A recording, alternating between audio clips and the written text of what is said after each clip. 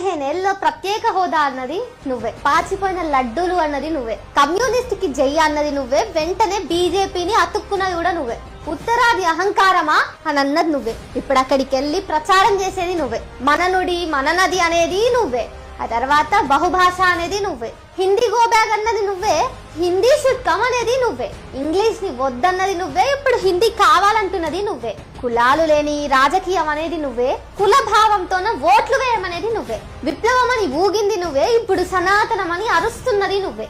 ఇలా ఒకటా రెండా ఎన్ని చెప్పమంటావు? నీ మాటలు ఇష్టానుసారం, నీ చేతలు ఇష్టానుసారం, నీ స్వార్థం కోసమో పెన్ డ్రైవ్ కోసమో నువ్వు లొంగిపోయావు. మన రాష్ట్రానికి అనుకున్నా, ఇప్పుడు ఇతర రాష్ట్రాలకి ప్రమాదకారిగా మారావు.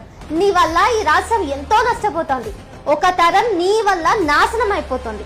నువ్వు ఈ సమాజానికి ఎంత చీడ పురుగో మేధావి వర్గం ఆందోళన చెందుతోంది. నీరొక సిద్ధాంతం లేని రాద్ధాంతం, ఏడారో తెలియని